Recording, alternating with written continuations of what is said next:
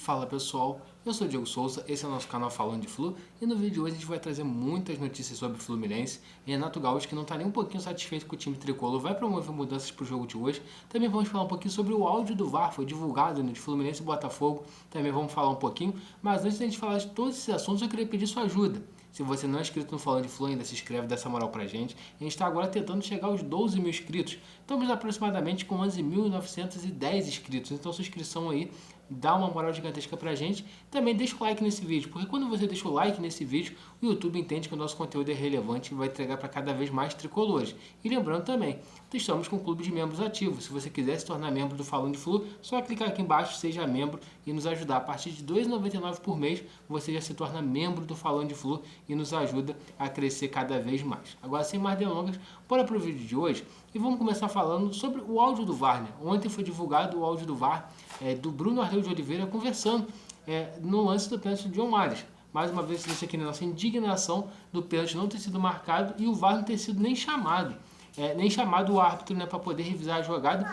Mas quando é divulgado o áudio, a gente entende o motivo de que não foi chamado à beira do campo, porque tanto o árbitro de campo quanto o árbitro de vídeo chegaram ao seguinte entendimento, que o John Arias simulou o pênalti, que ele cavou, ele sentiu o contato e se jogou, coisa que quando a gente analisa o lance, a gente vê o movimento de gatilho do braço do Gregory empurrando o John Arias pelas costas e para mim aquilo é pênalti claro. Ainda mais quem acompanhou a sequência da rodada do Brasileiro, no domingo a gente viu alguns pênaltis bem mequetrefes sendo marcados, o VAR chamando, então eu acho que isso tudo chama a atenção nossa para ver como que está a arbitragem da CBF. E só para trazer um breve resumo, no jogo contra o Vitória também não marcaram o pênalti do Fluminense em cima do John Arias também. E no jogo seguinte, que esse árbitro apitou, esqueci o nome dele, eu acho que é Matheus Candesani o nome dele, ele não validou um gol legítimo do Fortaleza. A bola entra muito contra o Sport e ele não consegue ver, fica 10 minutos no VAR ali analisando, e volta e olha e não dá o pênalti. E não dá o gol, não valida o gol. E também o Bruno Ardeu de Oliveira estava suspenso, tomou um gancho na segunda rodada, voltou apitando um clássico e tem essa situação aí do pênalti que não marcado. Mas vamos seguir em frente, que a gente tem muito mais para conquistar. Mas agora, trazendo a segunda informação desse vídeo, trata-se do jogo do Fluminense contra a Aparecidense, jogo que acontece hoje às 21 horas e 30 minutos no Maracanã, e o Renato Gaúcho não está satisfeito com o time do Fluminense, tanto que vai promover mudanças no time do Fluminense. Serão 3 mudanças, e 3 mudanças importantes ao meu ver, tá? Vai promover o retorno do Gabriel Fuentes, vai promover a entrada do Nonato no time, além disso, Keno entra na vaga do Canóbio. Mas vamos falar como que deve ser o provável time tricolor para o jogo de hoje. A gente vai falando posição por posição e trazendo a nossa análise. Então o time deve vir com Fábio no gol, Samuel Xavier na lateral direita, Freitas e o Ignacio na zaga, com Gabriel Fuentes na esquerda. No meio de campo, Nonato, Martinelli, Paulo Henrique Ganso. No ataque, John Arias, Germancano e Keno, reeditando o trio ofensivo do título da Libertadores. Primeiro vamos falar da estratégia do Renato. Visivelmente ele muda. Ele vinha poupando o time titular nos jogos que ele entendia ter um adversário mais fraco, mas ele viu realmente que de fato para o jogo da Copa do Brasil não seria interessante ele poupar, porque da última vez que ele poupou a gente sabe o que aconteceu. O time do Fluminense empata o jogo no Chile e perde o jogo do final de semana. E também eu acho o seguinte, ele conversou com a fisiologia falou que não tem nenhum risco de ninguém se machucar, é melhor que fosse total, jogar no Rio, o nosso próximo jogo apenas no sábado, dá tempo do time descansar, manter o ritmo de jogo. Então para mim, decisão acertada de não poupar os titulares para esse jogo e vai com força máxima. Segundo ponto, Gabriel Fuentes. Eu imaginava que o Gabriel Fuentes seria titular nesse jogo de uma forma ou de outra, porque na minha cabeça o Renato Gaúcho ia poupar alguns jogadores. E faz sentido você testar o Gabriel Fuentes nesse jogo, porque o Gabriel Fuentes vinha de contusão, estava muito tempo sem jogar, e você testar ele no jogo que provavelmente o adversário é mais fraco, é melhor para o cara pegar o ritmo de jogo, voltar a jogar com tranquilidade. Então o retorno do Gabriel Fuentes para mim é algo importante. É algo que me chama a atenção do ponto de vista positivo, tá? Gabriel Fuentes titular na lateral esquerda, e se ele retornar jogando da mesma forma que ele estava jogando antes da contusão, muito provavelmente ele vai herdar a vaga de titular do René. Eu acho que vai dar uma briga boa ali, Fuentes e René nesse momento. Porque também tem que falar o seguinte, o René vinha fazendo boas partidas, então o Gabriel Fuentes deixou a posição, mas o René não deixou nenhum momento a desejar, sempre conseguiu jogar bem, então esse é um ponto a se destacar. Quando a gente parte para o meio de campo, Nonato na vaga do Bernal. Primeiro, a dupla de volantes titulares do Renato, ele deixou bem claro isso, pelo menos na questão da semana passada, é o Martinelli e o Hércules.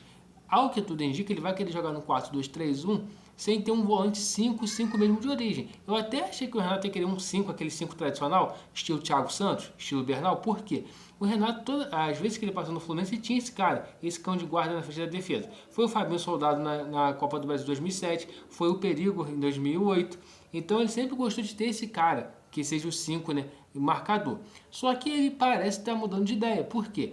Ele vai sacar o Bernal do time e vai promover a entrada do Nonato. O que a gente pode falar do Nonato? O Nonato ele vem jogando bem. Todos os jogos que ele entrou jogando bem. Ele jogou bem no Chile, ele jogou bem contra o Corinthians, ele fez uma partida boa contra o Bragantino, ele fez uma partida boa contra os chilenos lá do San José. Então o Nonato vem jogando bem. Então por isso que eu acho que justifica a entrada do Nonato. Tanto que no jogo contra o Botafogo chegou a ser especulado o Nonato na vaga do Hércules. Só que no final das contas acabou se confirmando o Bernal, né, sendo realmente titular. E naquele momento para mim fazia sentido o Bernal começar jogando, porque o Bernal também vinha uma sequência positiva, né? Agora o Nonato entrando, vamos ver o que o Renato vai pensar com a entrada do Nonato nesse time titular. E a entrada do Keno, para mim, o Renato ele teve que acabar cedendo um pensamento que eu também tenho. Por quê?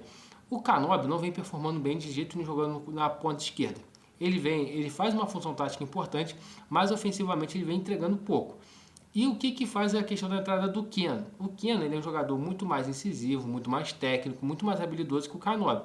Só que ele não tem mais o vigor físico para poder recompor igual o Canóbio recompõe. E além disso, ele também não tem o mesmo vigor físico para aguentar jogar o jogo inteiro, os dois tempos bem. Então acho que o Renato tinha essa dúvida. Eu boto o Keno, mas o Keno rende melhor no segundo tempo. Eu acho que é esse pensamento que passava pela cabeça do Renato, como também passava pela minha cabeça. Mas o Renato vai dar uma oportunidade para o Keno. O que eu acho de positivo? O Keno jogando por ali, eu acho que nesse jogo contra a Aparecidense ele vai fazer uma boa partida, jogando rodeado de bons jogadores. Por quê? O Keno ele tem talento, ele tem qualidade e conseguindo receber essa bola em condições, ele vai fazer, muito provavelmente vai dar assistência nesse jogo, pode até fazer gols nesse jogo. Então eu gosto da escalação do Keno. Vamos ver se o Keno também vai ser mantido para o jogo do final de semana, porque se ele for bem, nada, ao meu ver, impede do Keno ser titular também no final de semana, né? Então vamos ver as escolhas que o Renato vai fazer.